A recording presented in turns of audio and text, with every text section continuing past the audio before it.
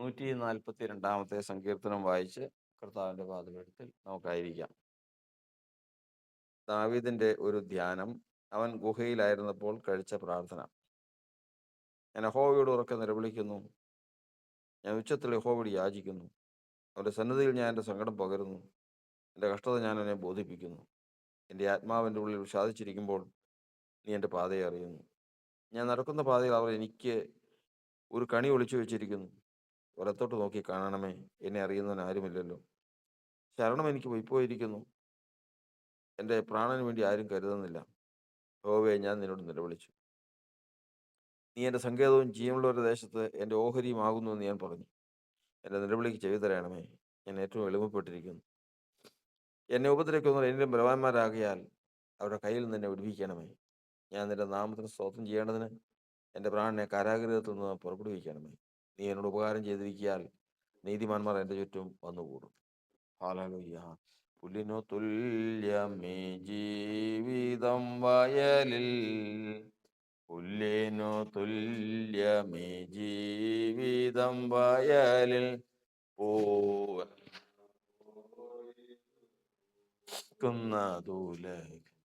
പൂവെന്ന പോലിതു പൂക്കുന്നതൂല. വാഴ്ത്തുക നീ മനമേ എൻ പരനെ, വാഴ്ത്തുക നീ മനമേ. വാഴ്ത്തുക നീ മനമേ എൻ പരനെ, വാഴ്ത്തുക നീ മനമേ. ജീവനായ ദൈവമേ, സ്വർഗസ്ഥ പിതാവേ, യേശുവേ, ഈ നല്ല പ്രഭാതത്തിനായി ഞങ്ങൾ കർത്താവിനെ സ്തുതിക്കുന്നു. ഈ ആഴ്ചവട്ടത്തിൻ്റെ 1-ാമത്തെ ദിവസം ദൈവത്തെ ആരാധിപ്പാൻ വിളിക്കപ്പെട്ട ജനം കർത്താവിൽ കൂടി വന്ന് കർത്താവിനെ സ്തുതിക്കുകയും മഹത്വപ്പെടുത്തുകയും ആരാധിക്കുകയും ചെയ്യുന്ന സമയമാണല്ലോ. ദൈവമേ, ഞങ്ങളോട് സഹതാപം തോന്നി ഞങ്ങൾ ആരാധനയിൽ കർത്താവ് പ്രസാദിച്ച് ഞങ്ങൾ ആരാധനയ്ക്ക് സാക്ഷ്യം കൽപ്പിച്ച് ഞങ്ങളുടെ പ്രാണനെ ഉണർത്തണം, ഉയർത്തണം, ഉള്ളംകരങ്ങൾ വഹിക്കണം. ദൈവമേ, സഭയ്ക്ക് വേണ്ടി പ്രാർത്ഥിക്കുന്നു, സഹോദരങ്ങൾക്ക് വേണ്ടി പ്രാർത്ഥിക്കുന്നു, താവേ താൻ്റെ ദാസന് വേണ്ടി പ്രാർത്ഥിക്കുന്നു, പൊതുസഭയ്ക്ക് വേണ്ടി പ്രാർത്ഥിക്കുന്നു, വിദേശത്തായിരിക്കുന്നവർക്ക് വേണ്ടി പ്രാർത്ഥിക്കുന്നു, വിവിധ ഇടങ്ങളിലെ പ്രവർത്തനങ്ങൾക്കായി സ്തോത്രം ചെയ്യുന്നു, ഭൂമിയിലെ സകല വിശുദ്ധന്മാർക്കും വേണ്ടി പ്രാർത്ഥിക്കുന്നു. എല്ലാവരെയും കർത്താവ് ഇന്നത്തെ ദിവസം ആരാധിപ്പാനും കർത്താവ് അനുഗ്രഹിപ്പാനും കർത്താവെ ഒരുക്കിക്കൊള്ളുമാറാകുന്നു. വായിച്ച സങ്കീർത്തനായി സ്തോത്രം. കർത്താവ് ഞങ്ങൾക്ക് വേണ്ടത് സ്വർഗത്തിൽ നിന്ന് നൽകി തരുമാറാകുന്നു. പിന്നെ നാമോഹത്തിന് കുറാകട്ടെ. യേശുവിൻ്റെ നാമത്തിൽ തന്നെ നമുക്കിരിക്കാം. ക്രിസ്തു യേശുവിൻ്റെ അതിപരിശുദ്ധ നാമത്തിന് ഇന്ന് ഈ സമയം മഹത്വമെടുക്കുണ്ടാകുമാറാകട്ടെ. ലോകം മുഴുവനും അന്ധകാരം മൂടിക്കിടക്കുന്ന, എവിടെ നോക്കിയാലും ഇരുട്ടും ഇരുട്ടിൻ്റെ പ്രവൃത്തികളുമായി ലോകം മുൻപോട്ട് പോയി അപകടത്തിലേക്ക് പോയിക്കൊണ്ടിരിക്കുമ്പോൾ ദൈവത്തിൻ്റെ ജനത്തിന്, ജീവനുള്ള ദൈവത്തിൻ്റെ വചനം പ്രമാണിച്ച് പ്രകാശമുള്ളവരായി വെളിച്ചത്തിലുള്ള അവകാശത്തിന് വേണ്ടി വെളിച്ചമാകുന്ന ക്രിസ്തു നടത്തിക്കൊണ്ട് പോകുന്ന കാഴ്ച നമുക്ക് കാണാൻ പ്രയാസമാണ്. എന്നാൽ ഭൂമിക്ക് പുറത്തു നിന്ന് നോക്കുന്ന, ഭൂമിയിലേക്ക് ദർശനമുള്ള ഒരാൾക്ക് അത് കാണുമ്പോൾ ഏറ്റവും വലുതാണ്, ശ്രേഷ്ഠമാണ്. കാരണം മുഴുവനും ഇരുട്ടുള്ള സ്ഥലത്ത് ഒരു ചെറിയ മെഴുകുതിരിയുടെ വെളിച്ചമുണ്ടെങ്കിൽ അകലെ നിന്ന് നോക്കുന്നവനത് കാണാം. ഇതുപോലെയാണ് ഈ ഭൂമിയിൽ സത്യദൈവത്തെ ആരാധിക്കുന്ന ജനം ദൈവത്തെ ആരാധിപ്പാൻ ക്രിസ്തുയേശുവിന്റെ നാമത്തിൽ കൂടി വരുമ്പോൾ അവരുടെ വെളിച്ചം സ്വർഗത്തിൽ നിന്ന് നോക്കുമ്പോൾ ദൈവത്തിന് വിലപ്പെട്ടതാണ്. അതുകൊണ്ട് നമ്മുടെ പ്രാർത്ഥനയും ജാഗരണങ്ങളും നമ്മുടെ ആരാധനയും ദൈവത്തിന് വിലപ്പെട്ടതായിരിക്കണം. നമ്മുടെ ഹൃദയം എപ്പോഴും ജാഗ്രതയോടുകൂടി, ആവശ്യബോധത്തോടുകൂടി, ദൈവസന്നിധിയിൽ ഭയത്തോടും വിറയലോടും കൂടി ആയിരുന്നു. ദൈവമേ, എൻ്റെ കൺപോളകൾ എന്നെ ദർശിക്കണം, എൻ്റെ കണ്ണ് എൻ്റെ മേൽ ഇരിക്കണം, നീതിമാന്മാരിൽ നിന്ന് മാറ്റാത്ത ദൈവത്തിൻ്റെ ദൃഷ്ടി എന്നെ മേൽ ഉണ്ടായിരിക്കണം. എൻ്റെ നീതി നിമിത്തമല്ല, പിന്നെയോ ദൈവം ക്രിസ്തുവിൽ വിശ്വസിക്കുന്നവർക്ക് നൽകുന്ന നീതി നിമിത്തം എന്നെ ശുദ്ധീകരിച്ച് ഇന്ന് എൻ്റെ ആരാധനയെ കൈക്കൊള്ളണമെന്നുള്ള പ്രാർത്ഥനയോടെ നമുക്ക് കർത്താനുസരണയിലായിരിക്കാൻ ദൈവം നമ്മെ അനുഗ്രഹിക്കുമാറാകട്ടെ. കർത്താവിൻ്റെ വചനത്തിൽ നമ്മൾ എപ്പോഴും ഓർക്കാറുള്ള ഒരു കാര്യമാണ്, എന്നെ ആരാധിപ്പാൻ എൻ്റെ ജനത്തെ വിട്ടയക്ക എന്ന് ഫറവോനോട് ദൈവം അരുളി ചെയ്യും. മിസ്രയീമിൽ ആയിരിക്കുന്ന ജനത്തിന് ആരാധനയില്ല. ദൈവത്തിൻ്റെ ജനമാണ്, അബ്രഹാമിൻ്റെയും ഇസ്ഹാക്കിൻ്റെയും യാക്കോബിൻ്റെയും സന്തതിയാണ്. പക്ഷേ ഫറവോൻ്റെ അടിമത്വത്തിലാണ്. അടിമയ്ക്ക് ആരാധിപ്പാൻ അനുവാദമില്ല. അടിമയ്ക്ക് ആരാധിക്കാനും ബഹുമാനിക്കാനുമുള്ളത് അവരെ അടിമപ്പെടുത്തിയിരിക്കുന്ന യജമാനോടാണ്. അത് ഫറവോനാണ്. ദൈവജനമാണെങ്കിൽ ഫറവനെ ആരാധിക്കുകയുമില്ല. അതിൻ്റെ അർത്ഥം ദൈവത്തിൻ്റെ ജനം ആരാധനയില്ലാത്ത അവസ്ഥയിലാണ് മിസ്രയീമിലായിരിക്കുന്നത്. ഇതുപോലെയാണ് രക്ഷിക്കപ്പെടാത്തൊരു ജനം ലോകത്തിലായിരിക്കുന്നത്. ഈ സമയത്താണ് കർത്താവ് കൽപ്പിക്കുന്നത്, എന്നെ ആരാധിപ്പാൻ എൻ്റെ ജനത്തെ വിട്ടയക്കാം. ഫറവോനോട് കൽപ്പിക്കുന്നു. ഫറവോൻ സമ്മതിക്കുന്നില്ല. എന്നാൽ കർത്താവിൻ്റെ ഭുജവും കർത്താവിൻ്റെ നീട്ടിയ കരങ്ങളും ചില പ്രവൃത്തികൾ ചെയ്തു. ഒടുവിൽ അവരെ വിട്ടയച്ചു എന്ന് മാത്രമല്ല, അവരെ ഓടിച്ചു വിടുവാൻ തക്കവണ്ണം ഒരു വലിയ അനുഭവം, പ്രവർത്തനം, സംഭവം മിസ്രയീമിൽ ഉണ്ടാകുകയും ചെയ്തു. അങ്ങനെ അവരുടെ മുമ്പിൽ ചെങ്കടലിൽ പിളർന്നു. കനാൻ ദേശത്തേക്കുള്ള യാത്രയിൽ മരുപ്രയാണത്തിലേക്ക് പ്രവേശിച്ചു. ഇതുപോലെ തന്നെയാണ് ദൈവം ഈ ലോകത്തിൻ്റെ പ്രഭുവിനോട്, ഈ ലോകത്തെ കീഴടക്കി വെച്ചിരിക്കുന്ന സകല ലോകവും ദുഷ്ടന്റെ അധീനതയിൽ കിടക്കുമ്പോൾ ഈ ലോകത്തെ കീഴടക്കി വെച്ചിരിക്കുന്ന ശത്രുവിനോട് കൽപ്പിക്കുന്നത്, എന്നെ ആരാധിപ്പാൻ എൻ്റെ ജനത്തെ വിട്ടയക്കുക. അങ്ങനെ ദൈവത്തിൻ്റെ വചനം നമ്മെ പഠിപ്പിക്കുന്നത് പോലെ കർത്താവ് സത്യം അയച്ചു തന്നു. ആ സത്യമായി അറിഞ്ഞു. സത്യം അറിയുകയും സത്യം നിങ്ങളെ സ്വതന്ത്രരാക്കുകയും ചെയ്യുമെന്ന് കർത്താവിൻ്റെ വചനത്തിലുള്ളതുപോലെ സ്വാതന്ത്ര്യം പ്രാപിച്ചു. ക്രിസ്തു യേശു സ്വതന്ത്രമാക്കി.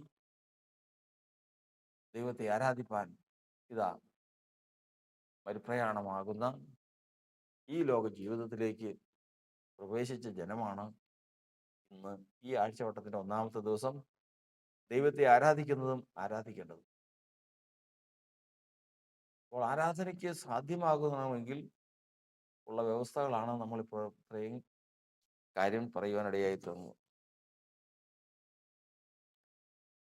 അടുത്ത കാര്യം, ഇസ്രായേൽ ജനത്തിന് ചെയ്യാനുള്ള പ്രവൃത്തികൾ ദൈവം വെച്ചിട്ടുണ്ട്. ഇസ്രായേൽ ജനത്തിന് അനുസരിപ്പാനുള്ള കൽപ്പനകൾ ദൈവം വെച്ചിട്ടുണ്ട്. ഇതൊക്കെയും എന്തിനു വേണ്ടി എന്ന ചോദ്യത്തിന് ഒരു വലിയ പ്രതിഫലം അവരുടെ മുമ്പിൽ ദൈവം വെച്ചിട്ടുണ്ട്. അത് ഭൗതികമായിട്ട് കനാൻ ദേശവും സ്വർഗീയമായത് ദൈവം തന്നെ സ്നേഹിക്കുന്നവർക്ക് ഒരുക്കിയിട്ടുള്ള പട്ടണവുമാണ്. അവിടെ നമ്മൾ രണ്ട് കാര്യങ്ങൾ കാണുകയാണ്. ദൈവം ഒരാളെ പ്രത്യാശയിലേക്ക് വിളിച്ചാൽ അവർക്ക് സ്വർഗീയ പ്രത്യാശ മാത്രമല്ല, അവർക്ക് ഭൗതിക പ്രത്യാശയും ഉണ്ട്.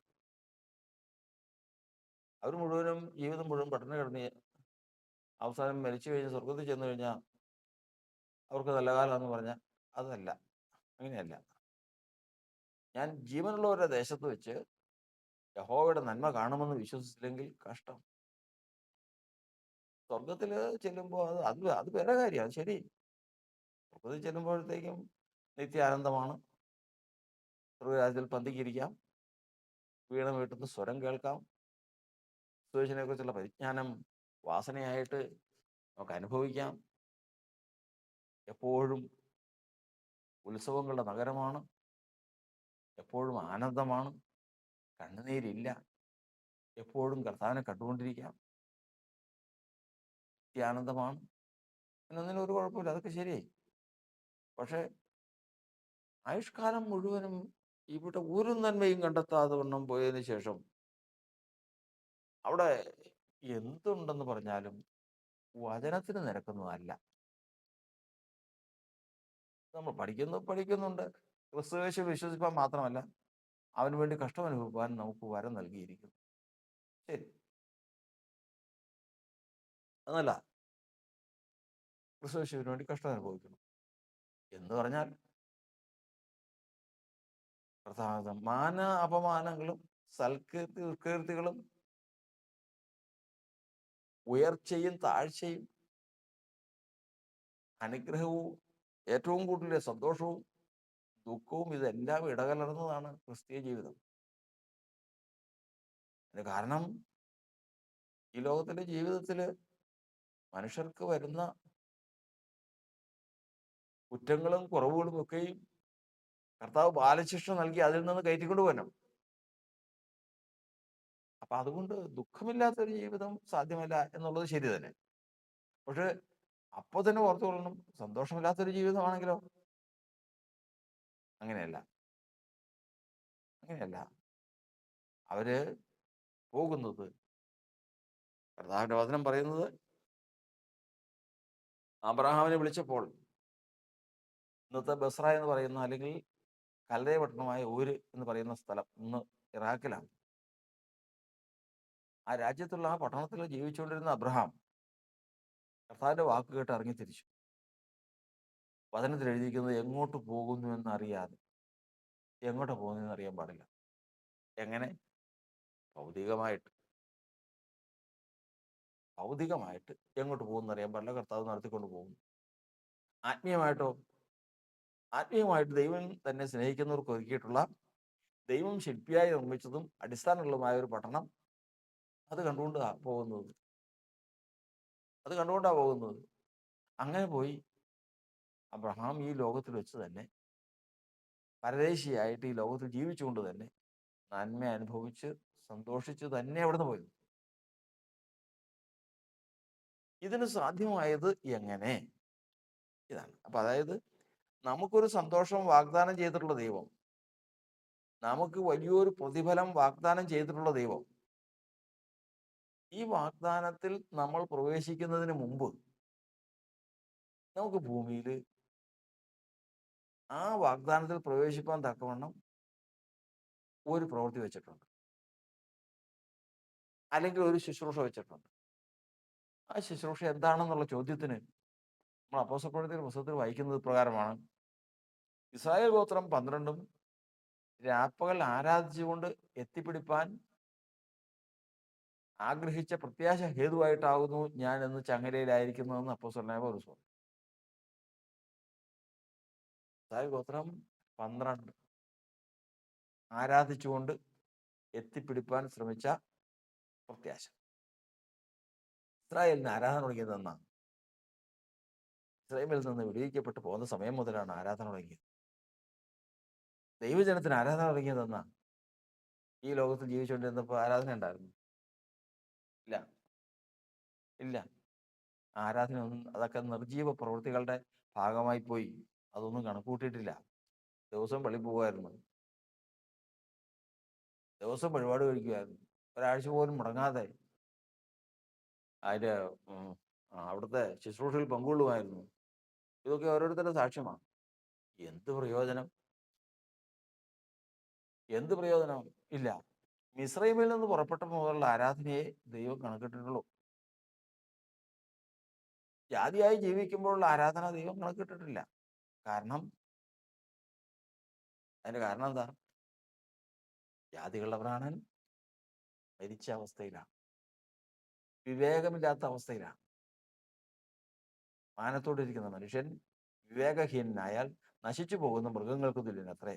ഒരു മൃഗം എന്നുള്ള നിലയേക്കാൾ ഒട്ടും വിശേഷതയുള്ളവനല്ല ഒരു ജാതി, അല്ലെങ്കിൽ ദൈവത്തെ അറിയാത്തവൻ, സത്യദൈവത്തെ യഥാർത്ഥത്തിൽ അറിയാത്തവൻ. മൃഗത്തിന് തുല്യമായ ഒരു മനുഷ്യനാണ്. അങ്ങനെയായിരുന്നു നമ്മളെല്ലാവരും അങ്ങനെയായിരുന്നു. എന്നാൽ കരുണാസമ്പന്നനായ ദൈവമോ നമ്മെ അടിമത്തത്തിൽ നിന്ന്, പാപത്തിന്റെ അടിമത്തത്തിൽ നിന്ന് വിടുവിച്ച് പാപത്തെ കഴുകിക്കളഞ്ഞ് നമ്മുടെ മരിച്ചു കിടന്ന നമ്മുടെ ആത്മാവിനെ അല്ലെങ്കിൽ പ്രാണനെ ജീവിപ്പിച്ചു. അങ്ങനെ ജീവിപ്പിച്ച സമയം മുതലാണ് നമുക്ക് ആരാധന ആവശ്യമായി വന്നത്. കാരണം ആരാധന മുൻപ് തുടങ്ങിയത് പ്രാണനാണ്. നമ്മുടെ പുറമേയുള്ള മനുഷ്യനല്ല, അകമേയുള്ള മനുഷ്യനാണ്. കാരണം രാത്രികാലങ്ങളിൽ ഞാൻ നിന്നെ ഓർക്കുകയും നിന്റെ അത്ഭുതങ്ങളെ ധ്യാനിക്കുകയും ചെയ്യുമ്പോൾ എൻ്റെ പ്രാണന് മജ്ജയും മേധസ്സും കൊണ്ടെന്ന പോലെ തൃപ്തി വരുന്നു. അവൻ എന്നെ ആഴമുള്ള കുഴിയിൽ നിന്നും കുഴഞ്ഞ ചേറ്റിൽ നിന്നും കയറ്റി പാറമേൽ എന്നെ നിർത്തി ഗമനത്തെ സ്ഥിരമാക്കി വായിൽ പുതിയൊരു പാട്ട് തന്നു. എൻ്റെ ദൈവത്തിന് സ്തുതി തന്നെ. ആരാധന എന്ന് പറഞ്ഞു കഴിഞ്ഞാൽ വീണ്ടെടുക്കപ്പെട്ട പ്രാണനാണ് തുടങ്ങിയത്. അങ്ങനെ തുടങ്ങിയ ആരാധന ശരീരം കൊണ്ട് ആരാധിക്കാൻ പിന്നീട് ആരംഭിക്കുന്നതാണ്, പിന്നെ പ്രവർത്തിക്കുന്നതാണ്. അപ്പൊ നമ്മൾ തുടങ്ങിയ കാര്യം മറന്നു പോകരുത്. നമുക്ക് സ്വർഗീയമായൊരു പ്രത്യാശ കണ്ടുകൊണ്ടാണ് കർത്താവ് നമ്മെ വിളിച്ചിരിക്കുന്നത്. ആ പ്രത്യാശയിലേക്കാണ് വിളിച്ചിരിക്കുന്നത്. വിശുദ്ധന്മാർക്ക് വെളിച്ചത്തിലുള്ള അവകാശത്തിന് വേണ്ടിയിട്ടാണ് കർത്താവ് നമ്മെ വിളിച്ചിരിക്കുന്നത്. നമുക്കൊരു വെളിച്ചത്തിലൊരു അവകാശമുണ്ട്. ആ അവകാശം വെളിച്ചത്തിലാണ്. ആ വെളിച്ചത്തിലുള്ള അവകാശം ലഭിക്കാനാണ് കർത്താവ് നമ്മെ വിളിച്ചിരിക്കുന്നത്. എന്നാൽ ഈ അവകാശത്തിന് പ്രാപ്തനാകണമെങ്കിൽ, അതിന് യോഗ്യനാകണമെങ്കിൽ അവൻ ആരാധന കഴിച്ചിരിക്കണം. ആരാധന കഴിക്കണമെങ്കിൽ അവന്റെ പ്രാണൻ മരിച്ച അവസ്ഥയിൽ നിന്ന് ജീവിച്ചിരിക്കണം.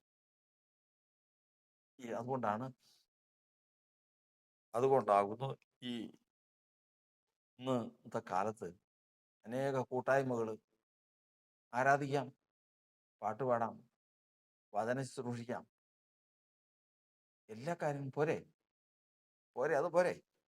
അതിനപ്പുറത്തേക്ക് പോകാൻ സമ്മതിക്കില്ല. കാരണം അവരെല്ലാം ഉദ്ദേശം പ്രാണൻ ജീവിക്കരുത്. പ്രാണൻ ജീവിക്കണമെങ്കിൽ പാപത്തെ കഴുകിക്കളയണമെങ്കിൽ അവന്റെ നാമം മൂലമാണ് പാപമോചനം. അതുകൊണ്ട് കർത്താവിന്റെ നാമത്തെ വെളിപ്പെടരുത്, വിളിച്ചപേക്ഷിക്കരുത്, അനുസരിക്കരുത്, അതിൽ ജീവിക്കരുത്. ജാതികളാണെങ്കിലോ, നിന്റെ നാമം വിളിച്ചപേക്ഷിക്കാത്ത ജാതികൾ, നാമം വെളിപ്പെടാത്തവര്, നാമത്തെ അനുസരിക്കാത്തവര്, നാമത്തിൽ ജീവിക്കാത്തവര്, ഇങ്ങനെയാ അവരുടെ ക്രമം. എന്നാൽ വിശ്വാസത്തിലേക്ക് വന്ന് പ്രാണൻ ജീവിച്ചവരുടെ കാര്യം അങ്ങനെയല്ല. പിന്നെയോ അവർ കർത്താവിന്റെ നാമത്തെ ഉച്ചരിക്കുന്നവരാണ്, വിളിച്ചപേക്ഷിക്കുന്നവരാണ്. നാമത്തെ ഉച്ചരിക്കുന്നവരെന്ന് പറയുന്നതും വാഗൊണ്ട് പറയുന്നത് രണ്ടും രണ്ടാണ്. ഉച്ചരിക്കുന്നത് എങ്ങനെയാ? 66-ാം സങ്കീർത്തനം പറയുന്നു,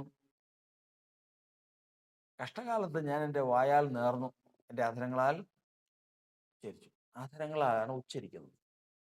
വായാൽ നേർന്നു, അധരങ്ങളാൽ ഉച്ചരിച്ചു. ഇത് രണ്ടും രണ്ടാ. വാഗൊണ്ട് പറയുന്നത് അല്ല, അധരം കൊണ്ട് ഇത് രണ്ടിനും രണ്ട് മാനങ്ങളാണ്.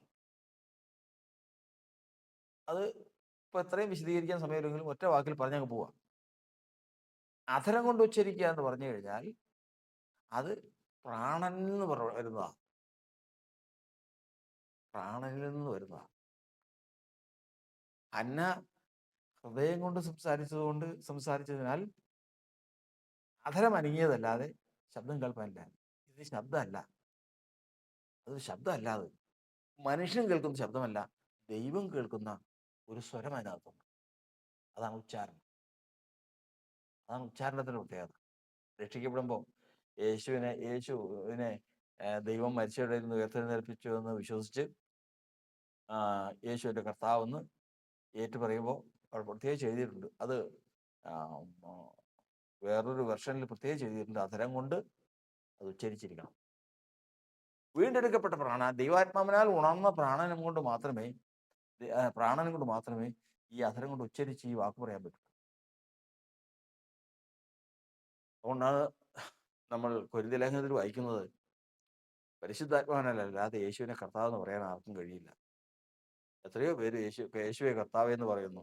പിശാചും പറയും യേശു കർത്താവാണെന്ന്. പക്ഷേ അങ്ങനെയല്ല. പ്രാണനും കൊണ്ട് പറയണമെങ്കിൽ, ജീവിച്ച പ്രാണനും കൊണ്ട് പറയണമെങ്കിൽ പരിശുദ്ധാത്മാവിന്റെ സഹായം ആവശ്യമാണ്. അതുകൊണ്ട് രക്ഷയായി തീരുള്ളൂ. ഇങ്ങനെ ഇതൊരു വലിയൊരു ക്രിയയാണ്. ഇതാണ് രക്ഷയുടെ ആരംഭം. അവിടെയാണ്. ആ സമയത്ത് വായു കൊണ്ട്, അധരം കൊണ്ട് ഉച്ചരിക്കുന്നു. ആ ഉച്ചരിക്കുന്നവർ സൂക്ഷിക്കണം. എന്താണെന്നറിയാമോ? തീമോഥെയോസ് ലേഖനത്തിൽ പറഞ്ഞിരിക്കുന്നത്, ദൈവത്തിന്റെ സ്ഥിരമായ അടിസ്ഥാനം നിലനിൽക്കുന്നു. ദൈവത്തിന്റെ അടിസ്ഥാനം എന്ന് പറയുമ്പോൾ മനുഷ്യനെ സംബന്ധിച്ച് രണ്ടടിസ്ഥാനമുണ്ട്. ഒന്ന് സ്ഥിരമായ അടിസ്ഥാനവും, രണ്ട് സ്ഥിരമല്ലാത്ത അടിസ്ഥാനവും. അതിൽ സ്ഥിരമായ അടിസ്ഥാനമുള്ളവരുടെ കാര്യം പറയുകയാണ് തൊട്ട് താഴത്ത്. ദൈവത്തിന്റെ നാമം ഉച്ചരിക്കുന്നവനെല്ലാം സകല അനീതിയും വിട്ടകന്നു കൊള്ളട്ടെ. നാമം ഉച്ചരിക്കുന്നവരുണ്ട്. നാമത്തെ എടുത്ത് പറയുന്നവരല്ല, നാമത്തെ ഉച്ചരിക്കുന്നവർ. അതായത് പ്രാണൻ ജീവിച്ച് ആ പ്രാണനിൽ നിന്ന് വരുന്ന ശബ്ദം അധരം കൊണ്ട് ഉച്ചരിക്കുന്നവർ അനീതി വിട്ട് അകന്നുകൊള്ളട്ടെ. കാരണം നാമത്തെ ഉച്ചരിക്കുന്ന ജനമെന്ന് പറയുന്നത് പ്രാണൻ ജീവിച്ചവരാ. അവരെ ശ്രേഷ്ഠ പാത്രങ്ങളാക്കി കർത്താൻ ഉപയോഗിക്കേണ്ടതാണ്. അല്ലാത്തവരുടെ കാര്യമാണ് ഹീനപാത്രങ്ങളായി ഉപയോഗിക്കുന്നത്. അത് നിൽക്കട്ടെ, ഇപ്പോൾ ചിന്തിക്കുന്നില്ല. അപ്പൊ കർത്താവിന്റെ വചനം പറയുന്നത്, നാം രക്ഷിക്കപ്പെട്ട് കർത്താവിന്റെ സന്നിധിയിലേക്ക് വന്നപ്പോൾ നമ്മുടെ പ്രാണൻ ജീവിച്ചാണ് നമ്മുടെ അധരം കൊണ്ട് ഈ ഉച്ചരിക്കുന്നത്, കർത്താവിന്റെ നാമത്തെ ഉച്ചരിക്കുന്നു. നമ്മൾ ജാതികളല്ല. നീ ജാതി അല്ലാത്തതെന്ന് അടയാളം എന്നാന്ന് ചോദിച്ചാൽ എന്തു പറയും? ജാതിയല്ല, ജാതികളല്ല എന്നുള്ളതിന്റെ എന്ത് അടയാളം പറയും? ഏറ്റവും മുഖ്യമായ അടയാളമാണത്. ഞാൻ എൻ്റെ അധരം കൊണ്ട് എൻ്റെ ദൈവത്തിന്റെ നാമത്തെ ഉച്ചരിക്കുന്നവനാണ്. കാരണം ആ ശബ്ദം ഹൃദയത്തിൽ നിന്ന് വരുന്നു. ദൈവം വീണ്ടെടുത്ത് എൻ്റെ പ്രാണനിൽ നിന്ന് വരുന്നതാണ്. അതാണ് ജനത്തിന്റെ, ഒരു മനുഷ്യന്റെ വിലയോടെയാണ്. മനുഷ്യൻ നോക്കുമ്പോൾ അവന് എത്ര ഒച്ചത്തിലോ ഹല്ലേലൂയാന്ന് കേട്ട് കഴിഞ്ഞാൽ ആ ദേശം നടുങ്ങും. അതല്ല ദൈവം നോക്കുന്നു. ദൈവം നോക്കുമ്പോൾ നമ്മൾ വായിച്ച സങ്കീർത്തനത്തിലുണ്ടത്. എന്താണ്? ഞാൻ ഉച്ചത്തിൽ യഹോവയോട് നിലവിളിക്കുന്നു. എന്തൊരു ഉച്ചത്തിൽ നിലവിളിക്കും? നിലവിളിക്കും? ഒരാളുടെ ഒച്ച സൗണ്ട് കൂടി ആരാന്ന് ചോദിച്ചു കഴിഞ്ഞാൽ അവനാണോ അപ്പോൾ എടുക്കാൻ? അല്ല. ദൈവം നോക്കുന്നത് ഇതാണ്. ഇന്ന് കർത്താവിന്റെ നാമത്തെ ഉച്ചരിക്കുന്നവൻ, ഹൃദയം കൊണ്ട് സംസാരിക്കുന്നവൻ, ജീവിച്ച പ്രാണനും കൊണ്ട് ദൈവത്തെ സ്തുതിക്കുന്നവൻ, വീണ്ടെടുക്കപ്പെട്ട പ്രാണനും കൊണ്ട് ദൈവത്തെ സ്തുതിക്കുന്നവൻ, ആരാധിക്കുന്നവൻ, അവനാണ് ദൈവത്തിന് മുമ്പാകെ ശ്രേഷ്ഠൻ. അവിടെയാണ് ജാതികളിൽ നിന്ന് വേർതിരിഞ്ഞ ജനത്തിന്റെ അനുഭവം. അപ്പൊ ഇവിടെ നിന്ന് നമ്മൾ വീണ്ടും മറന്നു പോകാൻ പാടില്ല. എന്താ? ദൈവം നമുക്കൊരു പ്രത്യാശ തന്നിട്ടുണ്ട്. എന്ത് പ്രത്യാശ? സ്വർഗീയ പ്രത്യാശ. സ്വർഗീയ പ്രത്യാശ തന്നിട്ടുണ്ടെങ്കിൽ ആ പ്രത്യാശ വാക്ക് പറഞ്ഞിട്ടേ ഉള്ളൂ. നീ ഒരു കാര്യം ചെയ്യും, നിനക്ക് ഞാൻ അവിടെ കാണുന്ന ആ 1 ഏക്കർ ഭൂമിയും അതിൻ്റെ നടുക്ക് കാണുന്ന കെട്ടിടവും നിനക്ക് തന്നേക്കാം. പക്ഷേ നീ ചെയ്യേണ്ട ചില കാര്യങ്ങളുണ്ട്. അത് ചെയ്താൽ നിനക്ക് അതിന് തന്നേക്കാം എന്ന് വാക്ക് പറഞ്ഞാൽ, പിറ്റേ ദിവസം കെട്ടിടം എടുക്കാൻ ചെന്ന് കഴിഞ്ഞാൽ, സ്ഥലം കയ്യേറാൻ ചെന്ന് കഴിഞ്ഞാൽ അവൻ സമ്മതിക്കില്ല.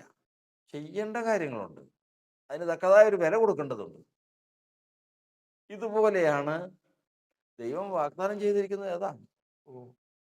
ദൈവത്തിന്റെ വാഗ്ദാനം അത് എത്ര വലുതാണെന്നറിയോ? ശൂന്യമായി കിടക്കുന്ന അവകാശത്തെ ശൂന്യമായി കിടക്കുന്ന അവകാശത്തെ കൈവശമാക്കാനാ സുവിശേഷത്താൽ നമ്മെ വിളിച്ചിരിക്കുന്നത്. യെശയ്യാപ്രവചനം പറയുന്നത് അങ്ങനെയാണ്. ശൂന്യമായി കിടക്കുന്നു എന്ന് പറഞ്ഞാൽ അത് ശൂന്യമായി കിടക്കുക. ഒരപ്പന് 6 മക്കളുണ്ട്. 6 ചൊവ്വല്ല. അവരെല്ലാം 4 വഴിക്ക് പോയി.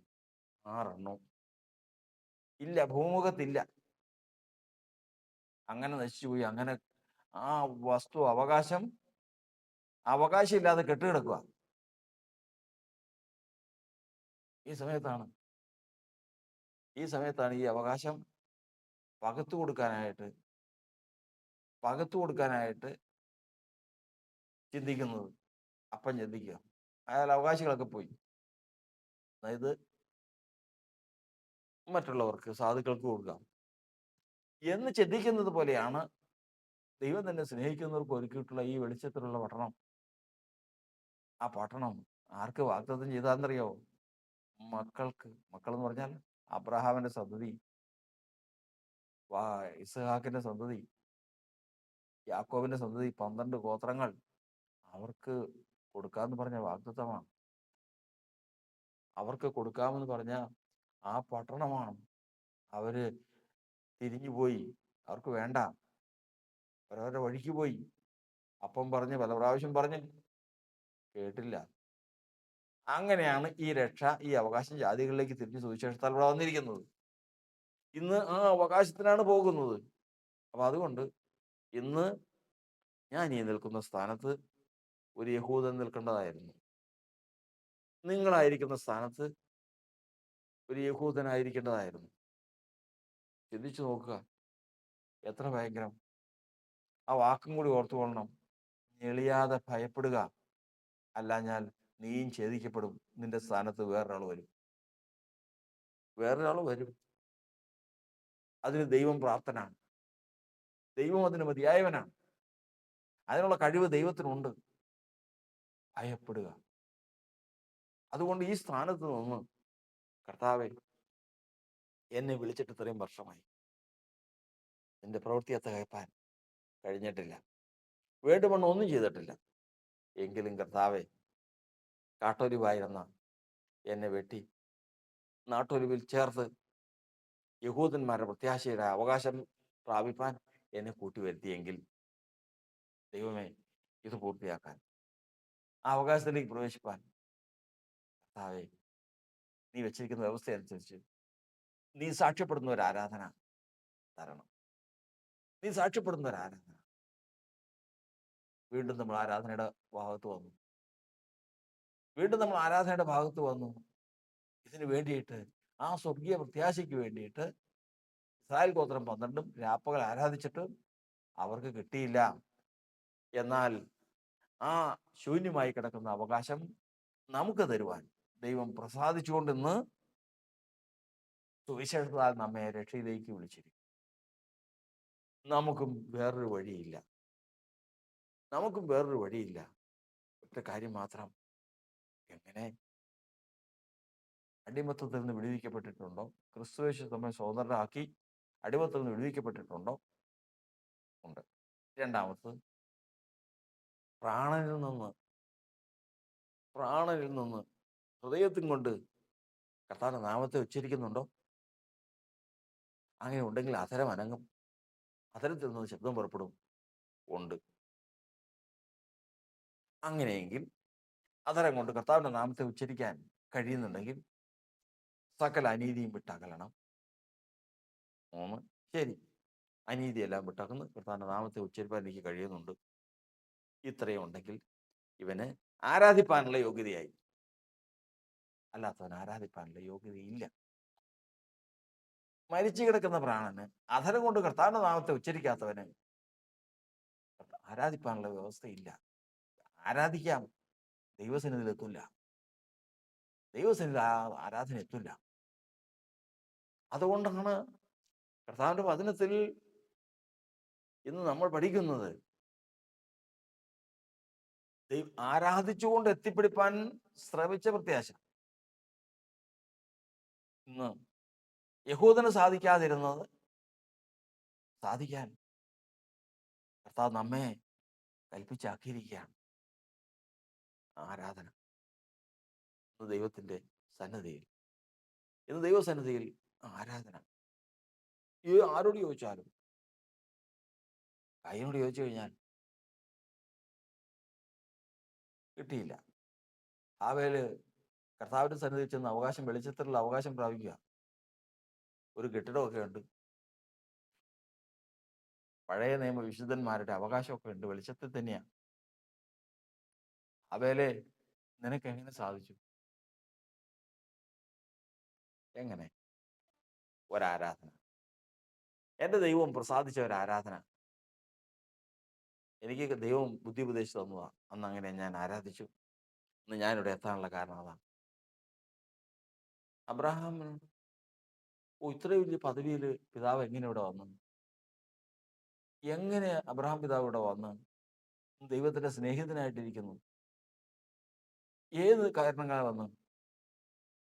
അത് ഭൂമിയിൽ വെച്ച് ഞാനും എൻ്റെ മകനും കൂടെ കൂടി ഒരു ആരാധന ആരാധിച്ചു. ആരാധനയാണ് ഞാൻ ഇവിടെ വരാൻ കാരണം. ഞാൻ ഇവിടെ വരാനുള്ള കാരണം ആരാധന. ഓ, രൂപത്തിനോട് ചോദിച്ചു, നീ എങ്ങനെ ഇവിടെ എത്തി? നീ എങ്ങനെ ഇവിടെ എത്തി?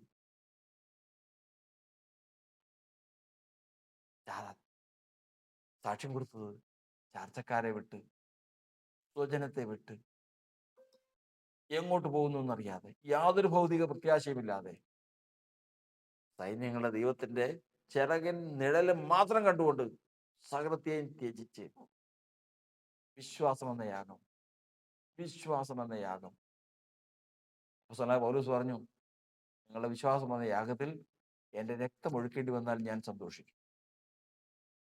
ഞാൻ ആ യാഗത്തിൽ ദൈവം പ്രസാദിച്ചു, എനിക്ക് സാക്ഷ്യം കൽപ്പിച്ചു.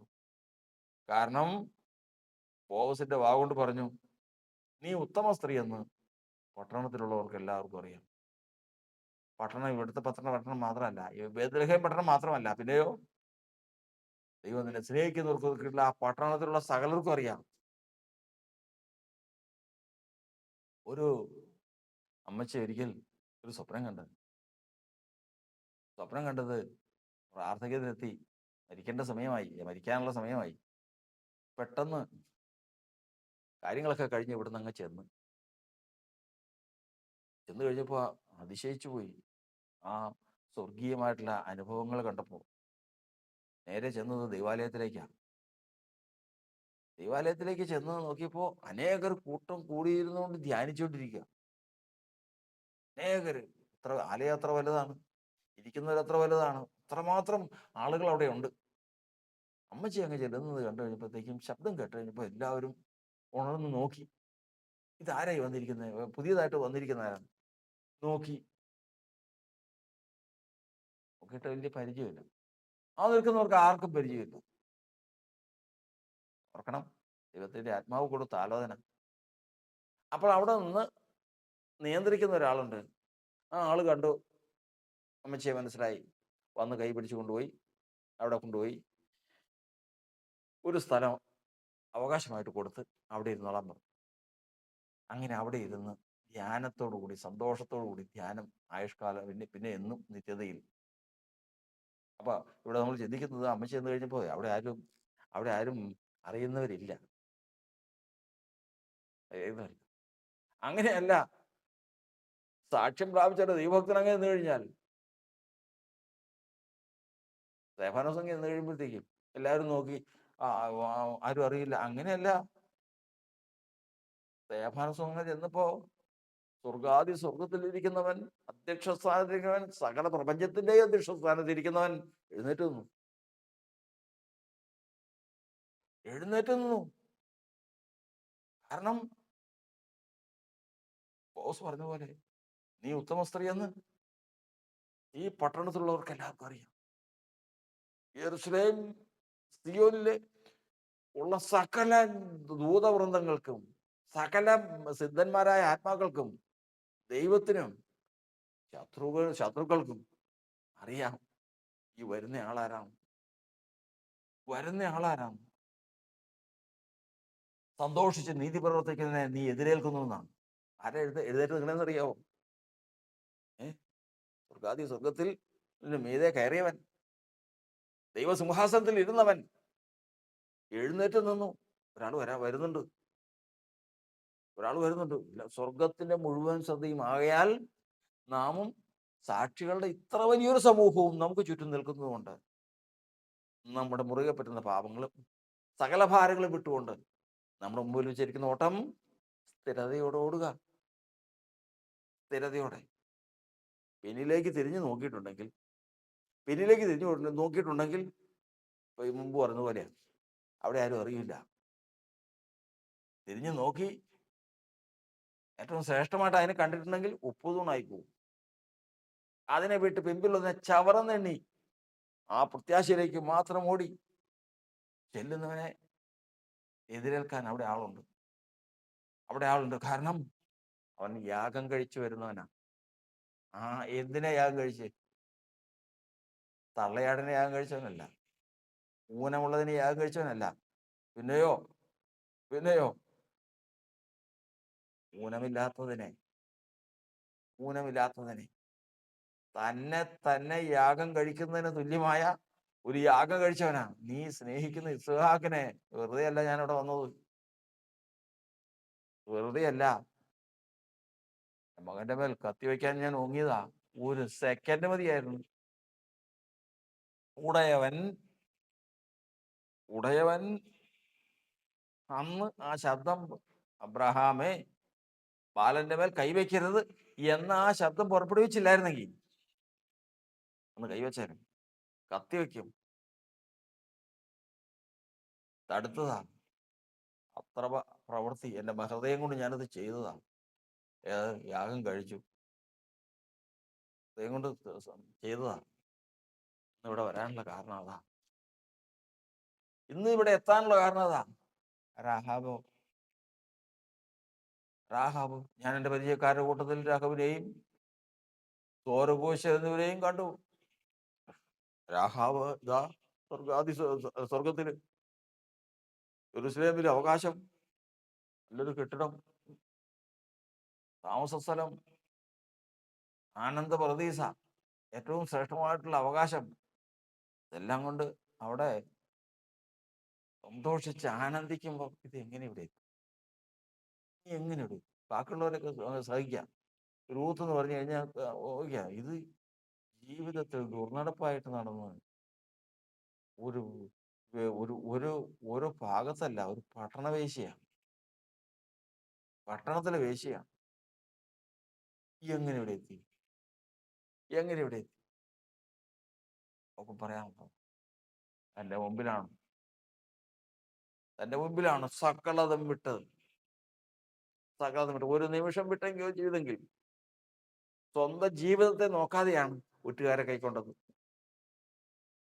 ചണത്തുണ്ടുകളുടെ ഇടയിൽ ഒളിപ്പിച്ച് അവരെ പറഞ്ഞയച്ചത്. പൗലോസ് പറഞ്ഞതുപോലെ വിശ്വാസം എന്ന യാഗം, നിങ്ങളുടെ വിശ്വാസം എന്ന യാഗം കഴിക്കുന്ന ശുശ്രൂഷയിൽ എൻ്റെ രക്തം ഒഴുക്കേണ്ടി വന്നാലും ഞാൻ സന്തോഷിക്കുന്നു. അപ്പോസ്തലനായ പൗലോസ് പറഞ്ഞ ഇവിടെ ദൈവത്തിന്റെ ജനം യാഗത്തിനും വഴിപാടിനും ആരാധനയ്ക്കുമുള്ള കാലഘട്ടമാണ്.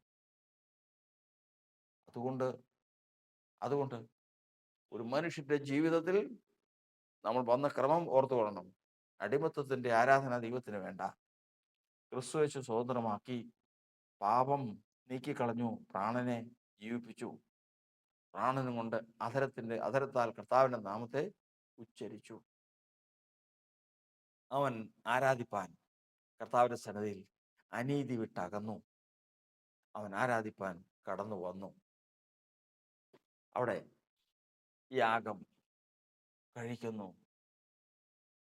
കഴിക്കുന്നു, ദൈവം പ്രസാദിക്കുന്നു, സാക്ഷ്യം കൽപ്പിക്കുന്നു. ഇത്രയും ചെയ്ത് ഒരുക്കി ടിക്കറ്റും ഒക്കെ എടുത്തു വെച്ച്, കൺഫേം ടിക്കറ്റ് എടുത്തു വെച്ച് ഓക്കെ അടിച്ചവരാണ് നാളെ ശിമെയോൻ പറഞ്ഞതുപോലെ, ഇപ്പോൾ നാഥ നീ എന്നെ സമാധാനത്തോടെ വിട്ടയക്കുന്നു. മതി, മതി. ശിമയോൻ എന്ത് യാഗമാണ് കഴിച്ചതെന്ന് നമുക്കറിയാൻ പാടില്ല. എന്തായിരുന്നാലും ശിമയോൻ്റെ ടിക്കറ്റും ഉണ്ട്. അതെല്ലാം ക്ലിയറാ, കൺഫേം ടിക്കറ്റാ, ഓക്കെ, എല്ലാം റെഡിയാ, എല്ലാം റെഡിയാ. അതിന് മുമ്പേ കർത്താവ് വാക്ക് പറഞ്ഞതാ, രക്ഷിതാവായ കർത്താവിനെ കാണുന്നതിന് മുമ്പേ നീ മരിക്കില്ല. നോക്കിയിരുന്ന് കാത്തിരുന്നത് കണ്ടു, സമ്മതിച്ചു. അപ്പോൾ പറയുകയാണ്, നാഥ, എൻ്റെ വാഗ്ദാനം പോലെ നീ എന്നെ സമാധാനത്തോടെ വിട്ടയക്കും. അങ്ങനെ അങ്ങനെ ദൈവസന്നിധിയിൽ ഒരുമിച്ച് കൂടുന്ന സമയത്ത് ശ്രേഷ്ഠ പദവിയിലെത്തിയ ഒരാൾ പോലും ആരാധനയില്ലാതെ അവിടെ എത്തിയവരല്ല. എല്ലാവരും ആരാധനയോട് കൂടി അവിടെ എത്തിയവരാണ്. അതുകൊണ്ട് കർത്താവിൻ്റെ സന്നിധിയിൽ കർത്താവിൻ്റെ വചനം നമ്മെ പഠിപ്പിക്കുന്നത്, നാൾ സമീപിക്കുന്നു തോറും അധികമധികമായി ചെയ്ത് ആരാധനയിൽ നമ്മൾ മടുത്തു പോകാതെ, ആരാധനയിൽ സമ്പൂർണമായി സമർപ്പിച്ച് അധരം കൊണ്ട് കർത്താവിൻ്റെ നാമത്തെ ഉച്ചരിച്ച് വിശ്വാസം എന്ന യാഗത്തിൽ പ്രതീക്ഷയോടുകൂടി കർത്താവിനെ ആരാധിപ്പാൻ നമുക്ക് സാധിക്കണം. ആ ആരാധനയിൽ സാക്ഷ്യം പ്രവഹിപ്പാനും ഇടയാകണം. സകല അനീതിയും നമ്മുടെ ജീവിതത്തിൽ നിന്ന് മാറി നിൽക്കട്ടെ. സകല ദോഷവും നമ്മുടെ ജീവിതത്തിൽ നിന്ന് മാറി നിൽക്കട്ടെ. കർത്താവിൻ്റെ ആത്മാവ് നമ്മെ സഹായിക്കട്ടെ. പാപത്താൽ എന്നിൽ വന്ന ശാപങ്ങൾ നീക്കി, പാപത്താൽ എന്നിൽ വന്ന ശാപക്കറകൾ നീക്കി, ശോഭിത നീതി വസ്ത്രം ആഭരണമായി നൽകും. ശോഭിത നീതി വസ്ത്രം ആഭരണമായി നൽകും. യേശു എന്നടിസ്ഥാനം ആശയവനിലത്രേ. യേശു എന്നടിസ്ഥാനം ആശയവനിലത്രേ. ആശ്വാസത്തിൻ പൂർണ്ണത യേശുവിൽ കണ്ടേ ഞാനും. ആശ്വാസത്തിൻ പൂർണ്ണത യേശുവിൽ കണ്ടേ ഞാനും. ദുഃഖം ദാരിദ്ര്യമെന്നീ വയ്ക്കുണ്ടോ ശക്തി എന്മേൽ. ദുഃഖം വയ്ക്കുണ്ടോ ശക്തി എന്മേൽ. കൈക്കു പിടിച്ചു നട തീ